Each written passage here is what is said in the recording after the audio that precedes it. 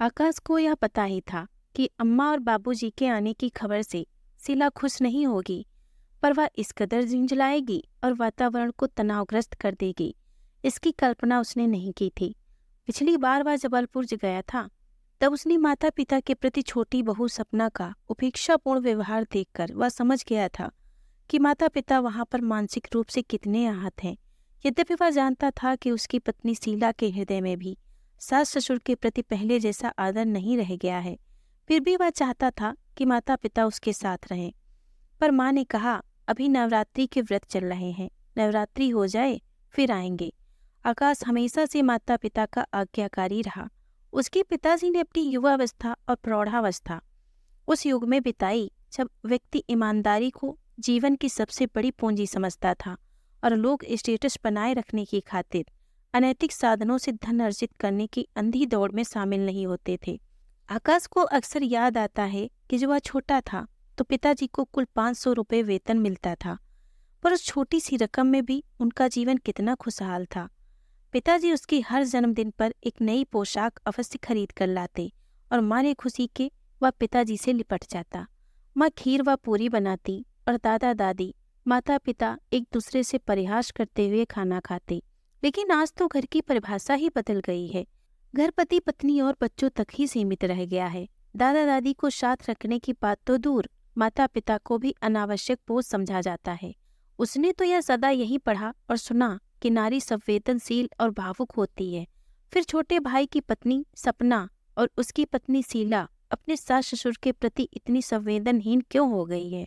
आज वह प्रति माह नैतिक अनैतिक साधनों से हजारों रुपए अर्जित करता है, समय समय पर पत्नी और बच्चों को महंगे उपहार देता रहता है, पर उनकी आंखों में अतृप्ति की भावना झलकती ही रहती है।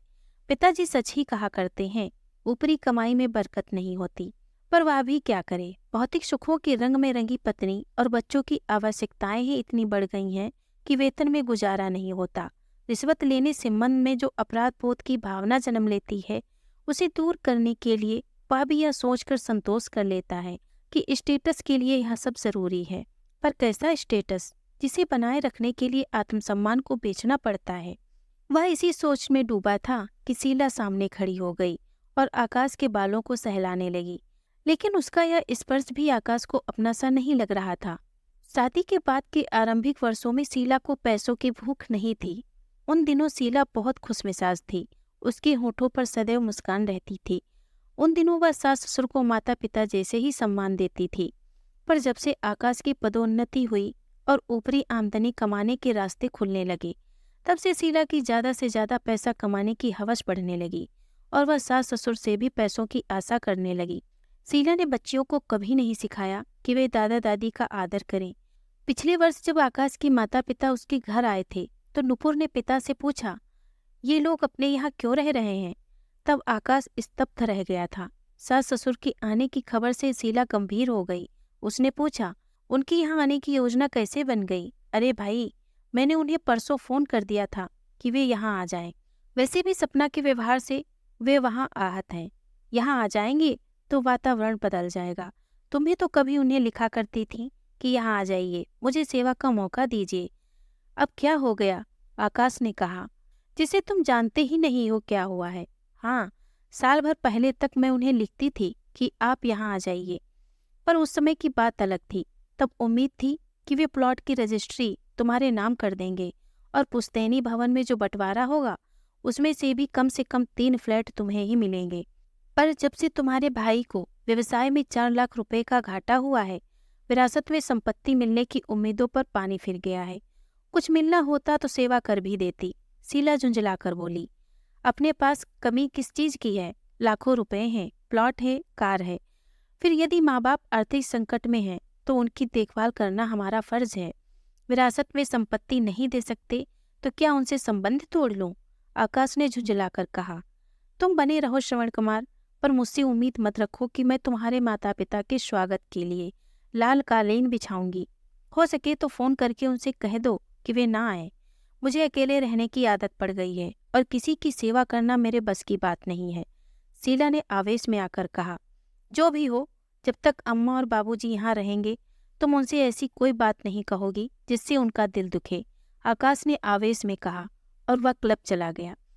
शीला भी झल्लाती हुई शाम के भ्रमण पर चली गई। आकाश के पिता राम प्रसाद जी ने अपने पद का भी कभी दुरुपयोग नहीं किया। वे तो स्वभाव से ही इतने निर्लिप्त थे कि यदि पत्नी जोर ना देती तो वे ऋण लेकर मकान भी नहीं बनवाते। हाउसिंग बोर्ड से ऋण लेकर उन्होंने भवन बनाया जिसमें 4 फ्लैट थे। 25 वर्ष पूर्व उन्होंने 10,000 रुपये में एक प्लॉट खरीद लिया था जो अब 5 लाख रुपए का था। प्लॉट पर पहले से ही बड़ी बहू की गिद्ध दृष्टि थी। उसे आशा थी कि बिल्डिंग में से 3 फ्लैट उसके पति को अवश्य मिलेंगे, इसलिए वह सास ससुर से अनुरोध करती रहती थी कि वे कुछ दिन उसके साथ भी रहें। पर अचानक देवर कमल को व्यवसाय में 4 लाख रुपए का घाटा हो गया और घाटे की पूर्ति के लिए प्लॉट को बेचना जरूरी हो गया था। कमल ने सपना के साथ प्रेम विवाह किया था। सपना निम्न मध्यम वर्गीय परिवार की युवती थी। उसने सुख व वैभव की जिंदगी जीने की खातिर कमल को अपनी ओर आकर्षित करने में कोई कसर नहीं छोड़ी। कमल पर उसका ऐसा असर हो गया कि उसने माता पिता से साफ कह दिया, शादी करूंगा तो सपना से ही, वरना कुंवारा रहूंगा। अंततः उन्हें कमल को सपना से शादी करने की अनुमति देनी पड़ी। भव्य आयोजन के साथ कमल और सपना की शादी हो गई। सपना को उम्मीद थी कि प्लॉट और 2 फ्लैट की रजिस्ट्री उसके पति के नाम पर हो जाएगी। इसी उम्मीद से वह 2 वर्ष तक सास ससुर की उत्साहपूर्वक सेवा करती रही। सपना एक पुत्र और एक पुत्री को जन्म दे चुकी थी। इसी बीच कमल को कारोबार में 4 लाख रुपए का घाटा हुआ। कमल इतना हताश हुआ कि घर बैठ गया। जिनके शेयर थे उन्होंने पैसों के लिए तगादे करने आरंभ कर दिए। सपना ने जिस वैभव के सपने देखे थे वे चकनाचूर हो गए। अतः आर्थिक रूप से संकट में फंसे कमल को भावनात्मक संबल प्रदान करने के बजाय वह उसे व्यंग वाणों से घायल करने लगी। वह सीधे साधे ससुर को भी ताने देने लगी। जो बहू कभी सास ससुर को एक से एक व्यंजन बनाकर खिलाती थी, उसे उनके लिए 2 समय की रोटी बनाकर देना भी भार स्वरूप लगने लगा। सास ससुर 12 बजे तक भूखे बैठे रहते और सपना अपने लिए होटल से टिफिन मंगवाकर पेट भर खा लेती। सास के नेत्रों की ज्योति कम होती जा रही थी, फिर भी अपने पति के लिए खिचड़ी या दलिया बना लेती थीं। दोनों मानसिक रूप से टूट चुके थे, इसलिए बड़े बेटे के साथ रहना चाहते थे। जब वे आकाश के घर पहुंचे तो शीला ने आकाश की मौजूदगी को देखते हुए होठों पर मुस्कान लाकर उनका स्वागत किया। आकाश अपनी पत्नी के स्वभाव को समझता था, इसलिए इस बात का ध्यान रखता था कि माता पिता पौष्टिक आहार लें। रात को उनके लिए दूध की व्यवस्था करता था। शीला अपनी संवेदनशीलता खो चुकी थी।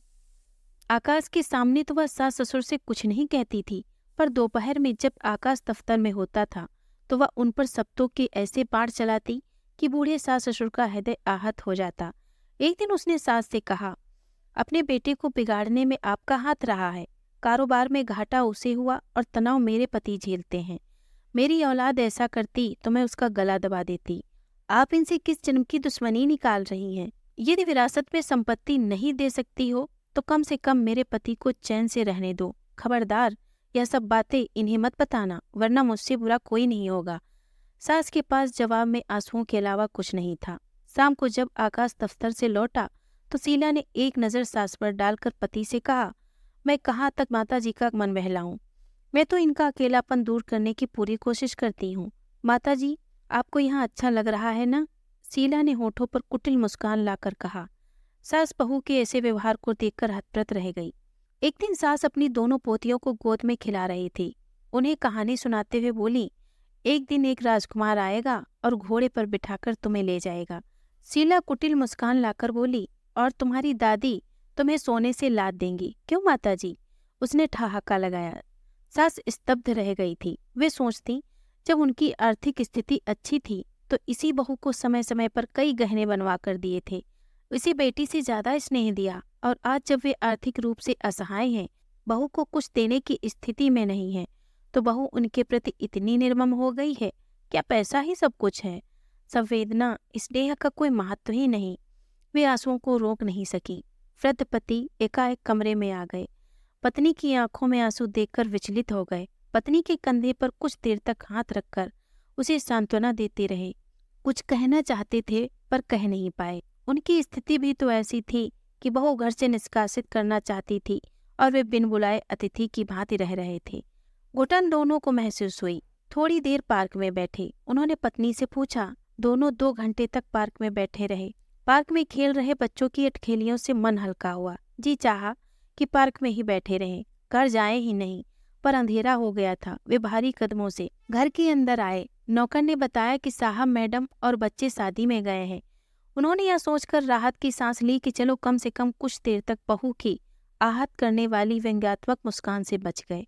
नौकर ने सुबह की बची ठंडी रोटियां फ्रिज में से सब्जी निकालकर परोस दी। भैया, ये सूखी रोटी चबा नहीं पाते, थोड़ा दूध गर्म कर दो। वे बोली, माँ जी, दूध का एक भी पैकेट नहीं है। मेम साहब बोली थी कि शादी से खाना खाकर लौटने में देर हो जाएगी, इसीलिए दूध नहीं पियेंगे, पैकेट मत लाना। अब तो डेयरी भी बंद हो गई है। नौकर ने कहा, भैया, ये 5 रुपए ले और आसपास के होटल से दूध ले आ, ये दूध के साथ रोटी खा लेंगे। वह नौकर के सामने गिड़गिड़ाई। नौकर को दया आ गई। वह होटल से दूध ले आया। दूध ऐसा था जैसे पानी में दूध की बूंदें डाली गई हों। फिर भी दोनों ने उसमें रोटी मसलकर खा ली। उन्हें याद आया कि जब पति नौकरी में थे तो वे अपने रसोइये को गर्म और ताज़ा खाना देती थीं, और आज उनका अस्तित्व नौकरों से भी गया गुजरा हो गया है। 2 बेटों की माँ होने के बावजूद वे स्वयं को अकेला महसूस कर रही थीं। उस दिन नौकर नहीं आया था। आकाश दफ्तर की एक मीटिंग में गया था। शीला कॉफी हाउस में नाश्ता करके आ गई थी। शीला ने 2 बजे तक खाना नहीं बनाया। वे हंसकर बोले, शायद बहू समझ रही होगी कि आज मेरा उपवास है, पर आज तो उपवास नहीं है। पर उनकी हंसी में उदासी साफ झलक रही थी। चिढ़कर शीला ने खिचड़ी बना दी। रात को शीला ने कहा, आप लोग भी अजीब हैं। आपकी यहाँ इतनी फजीहत हो रही है, फिर भी बेशर्मी के साथ यहाँ टिके हुए हैं। अपना और अधिक अपमान नहीं करवाना हो तो यहाँ से रवाना हो जाइए। सास खामोश होकर सब कुछ सुनती रही। सुबह उन्होंने कहा, बेटा, यहाँ बहुत दिन हो गए, अब हम वापस जाना चाहते हैं। आप इतनी जल्दी क्यों जाना चाहते हैं? वहाँ के तनावपूर्ण वातावरण की अपेक्षा तो यहाँ शांति है। कुछ दिन और आराम कीजिए, आकाश ने कहा। उसे क्या पता था उसकी पत्नी उसकी अनुपस्थिति में सास ससुर पर कितने तीखे व्यंग बाण चलाती है। तुम और बहू हम लोगों का बहुत ध्यान रखते हो, पर अब हमें अपने घर जाना है। पिताजी बोले। उनका दिल जानता था कि वह घर भी उनका अपना कहाँ रह गया है। उस घर पर भी छोटे बेटे और उसकी स्वार्थी बहू का दबदबा बना हुआ है। आप इतनी जल्दी क्यों जा रहे हैं? मैं आपको नहीं जाने दूंगी। आपने तो मुझे सेवा का मौका ही नहीं दिया, शीला ने पति के सामने दिखावा करते हुए कहा। गिरगिट की तरह रंग बदलती हुई खलनायिका जैसी बहू का ढोंग देखकर सास ससुर स्तब्ध रह गए। बस से लौटते हुए वे सोच रहे थे, उनकी वापसी अवश्य हो रही है, पर वे कहाँ जा रहे हैं? एक बहू की व्यंग बाण झेल कर दूसरी बहू के व्यंग बाणों से आहत होने जा रहे हैं। क्या इसी दिन के लिए बेटों को जन्म दिया था? बड़े अरमानों से उनके लिए बहुएं लाए थे। बहुओं को बेटियों जैसा स्नेह दिया, और बदले में क्या मिला? अपमान, तिरस्कार। जीवन भर की कमाई से अपने लिए जो घरौंदा बनाया था, उसमें आज वे ही शांति से नहीं रह सकते। उन्हें याद आया 25 वर्ष पूर्व उनके पड़ोसी वर्मा जी ने कहा था, आप तो 2 पुत्रों के पिता हैं।